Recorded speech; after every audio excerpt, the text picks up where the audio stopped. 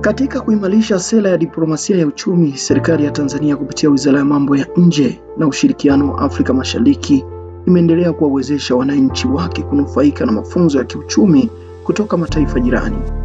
Hii ni sehemu ya mkakati wa kuhakikisha wananchi wanainuka kiuchumi kupitia shughuli za uzalishaji zikiwemo kilimo na ufugaji wa kisasa.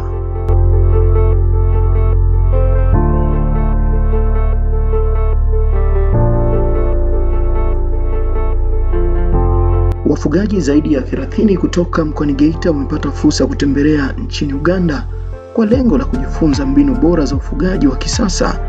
Mafunzo hayo yanatajwa kuwa kichocheo cha mageuzi ya sekta ya mifugo nchini Tanzania. Balozi wa Uganda nchini Tanzania Meja General Paul Kisesa amesema kuwa ushirikiano huu wa mafunzo una nia ya kuimarisha ustawi wa wananchi wa pande zote mbili, hasa kupitia sekta ya mifugo. Sera mojawapo ni diplomasia ya uchumi.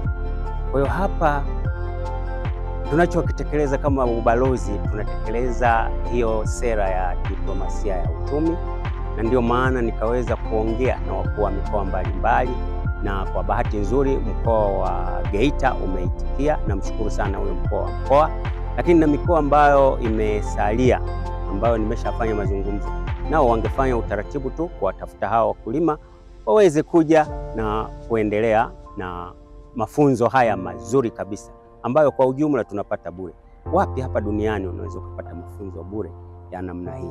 Ni kwamba Uganda inatupenda, na kama inatupenda basi tufaidike na huo upendo.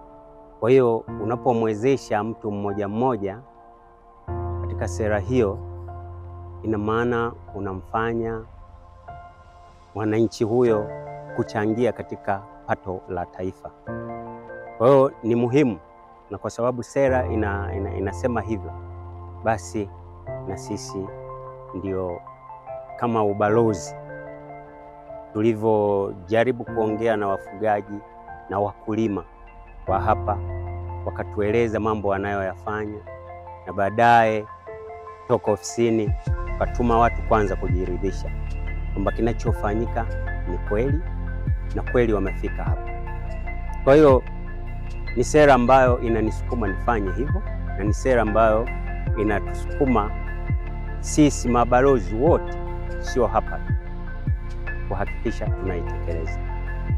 Kwa hiyo wakulima hawa wafugaji waliofika hapa katika nchi ya Uganda wameshafaidika sana, lakini jambo la msingi na kubwa ni kwamba tunaweza tukakumbuka au tunaweza tukachukua data, kama sikosei, sina data kamili nilionayo, lakini naweza nikasema sisi wa Tanzania tuna ng'ombe wengi sana ambao kama sikosei hawapungui milioni 30. Hapa wana ng'ombe ambayo ni kuanzia milioni 12 mpaka 15.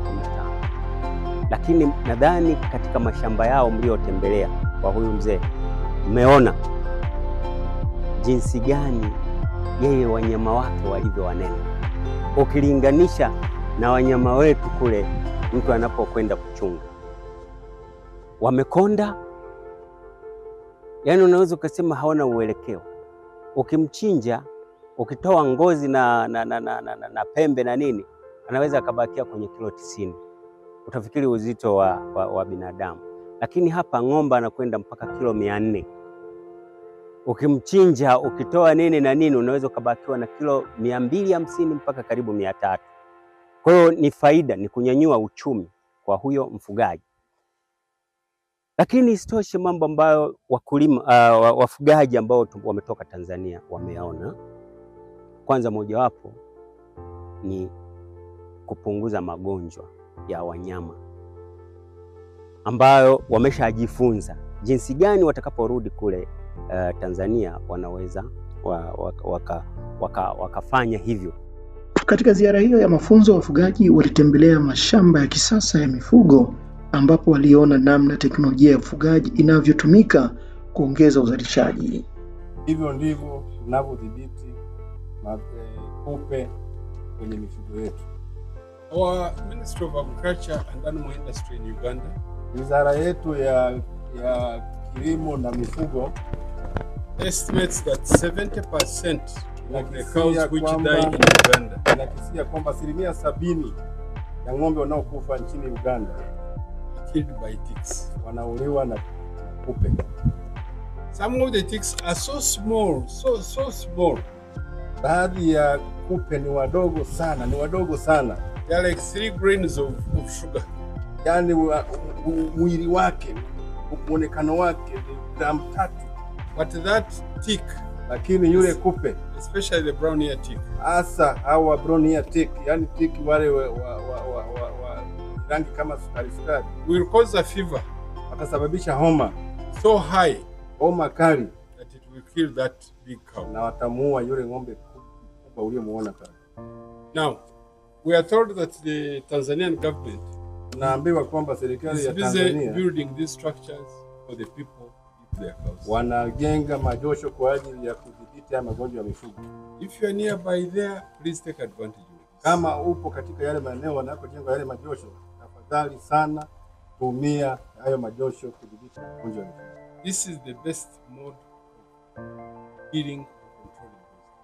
Josho ni miundombinu mizuri sana kwa ajili ya kudhibiti magonjwa ya mifugo. Wafugaji kutoka mkoani Geita waliopata fursa hiyo wamesema wamejifunza mengi na wako tayari kubadilisha njia zao za ufugaji mara tu watakaporejea nyumbani. Kwanza kabisa nijitambulishe mimi binafsi. Jina langu naitwa Samuel Bukufu Cherunga. Ninatokea mkoa wa Geita, wilaya ya Geita, halmashauri ya mji wa Geita. Mimi ni mfugaji kutoka kata ya Rwenzera, halmashauri ya Geita. Kitu kikubwa tulichokiona hapa au tulichojifunza ni kuangalia ni namna gani anafuga ng'ombe, ni namna gani anawaandalia lishe, ni namna gani anawaweka katika kuwazuia magonjwa ambukizi ya wadudu ambao wanaambukiza magonjwa, lakini ni namna gani anavyowatibu. Mpaka ametueleza kwa undani kabisa kwamba kwa kuzuia hiyo ameanzisha kiwanda cha kwake ambacho sasa kinaweza kikatoa madawa, kikatibu ng'ombe wake, lakini pia akapata kipato kingine kwa kuuza kwa wafugaji wengine. Kwa majina naitwa Peter Marwa Gesase, natoka Geita. Ndugu mwandishi wa habari, nashukuru kwa swali lako. Kama ng'ombe wanavyoonekana hapa, hawa ni ng'ombe aina ya Sahiwal ambao tumewaona kwa muda kama wa mwaka mmoja na nusu. Ng'ombe anaweza kuwa na kilo 300 na point kwa muda wa mwaka mmoja na nusu. Na zaidi tukiona wengine pia wako pale wakubwa zaidi, wana kilo mpaka 700. Sasa tunaona ni fursa kwetu sisi, kwa maana kwamba kilo 700 kwa kilo tu sasa hivi ni kama kilo ni shilingi 10,100. Sasa kwa 11,000, kwa maana kwamba ukifanya calculation za haraka, ina maana tunaongelea milioni 7 na point kwa ng'ombe wa Sahiwal mmoja ambaye amemaliza miaka 3 mpaka 4. Na tunaona pia maboresho ya namna ya kulisha mifugo wanavyolishwa hapa. Tunaona wanavyolishwa na kuchanganya mchanganyiko wa chakula, jinsi gani bora ya kuweza kufanya ili na sisi ufugaji wetu uwe na tija. Sisi binafsi tunafuga kule wafugaji wa Geita, mkoa wa Geita, lakini tumejifunza sana hapa na namna gani bora kuweza kufanya ufugaji wenye tija kuliko kuwa na mifugo wengi alafu wanakuwa hawana tija. Na malisho pia tumeona jinsi malisho yanavyokuwa wamepanda mahindi kwa ajili ya kulisha mifugo, na yale mahindi yanavunwa baadaye inatengenezwa silage. Ile silage inakuwa na mchanganyiko wa mahindi na baadhi ya majani kwa ajili ya zoezi zima la kuweza kulisha mifugo.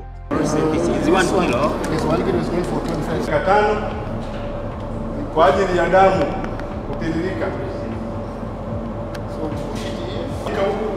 Wanatenganisha.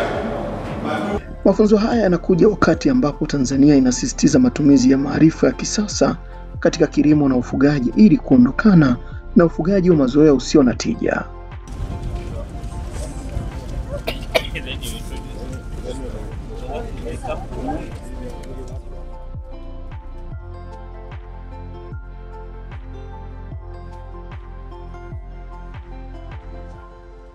Kwa wafugaji hawa wa Geita, safari ya kujifunza imekuwa chachu ya mabadiliko, na kwa serikali ya Tanzania, hii ni hatua nyingine ya kuimarisha diplomasia ya uchumi kwa vitendo.